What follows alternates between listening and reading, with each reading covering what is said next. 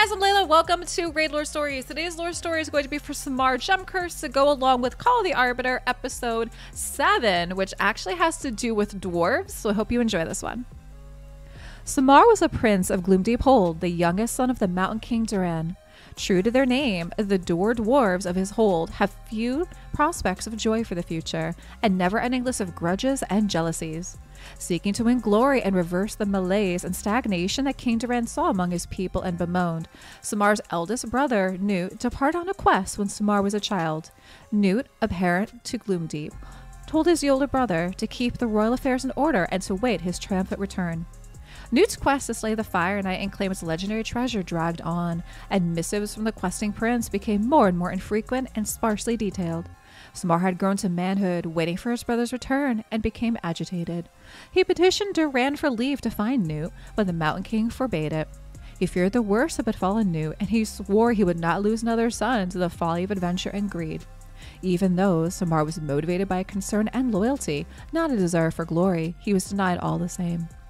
In his frustration, Samar consulted Underpriest Brogni, who some call mad and others call a prophet. Kneeling before the ancient, sallow-faced sage, he begged for guidance.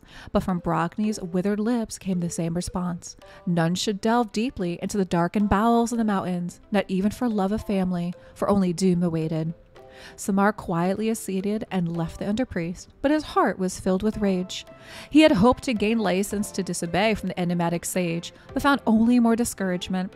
Samar concluded that the naysayers, even his father, were feeble, reckless old men, unworthy of obedience. At that moment, he committed to a quest of his own to seek out his missing brother and break the shroud of fear that lingered over Gloomdeep Hold. But Samar lacked the power to realize his ambition. He had received proper training in arms, it was tutored in disciplines of rulership, but without official support for his expedition, he was stymied. He needed a catalyst for greatness, and he happened to know of one locked away in his father's vaults. Underpriest Brogni had gained power and sagacity from an encounter with a mysterious thrumming crystal he found deep underground, or so the story went. It had aged him terribly and evidently trapped him in a timeless revere for hundreds of years. But it had given him magic and wisdom, and Samar was willing to pay any price to gain such insight. If the whisperings of the crystal could bring him any clues about the decline of Gloomdeep or the fate of Newt, he was willing to use it. Brogni had brought samples of the crystals back with him, which were swiftly sealed away for fear of the danger they might pose. Being a royal scion, Samar knew their location within his father's treasure vaults and had little trouble convincing the guards to let him examine them, claiming more academic curiosity.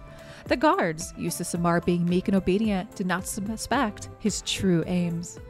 What happened next was chaotic and poorly recorded. Servants, even at great remove from the treasure vault, heard horrific screams like none that had ever ripped from the throats of a healthy dwarf, along with the dreadful crackling and crunching.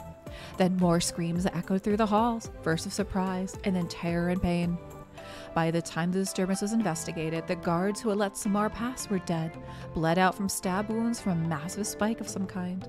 Bloody boot prints led away from the scene, only to peter out inclusively. The hold was locked down and a manhunt ensued, and whispers of madness striking Prince Samar escaped the palace and spread.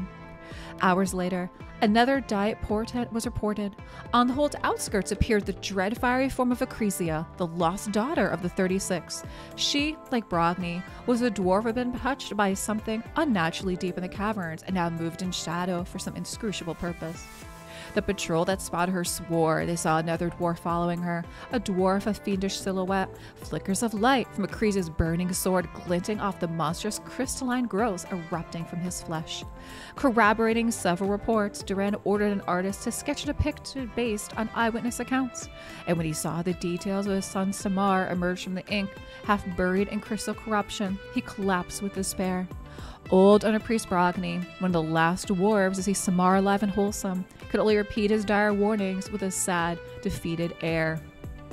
Wow, guys, what a good story.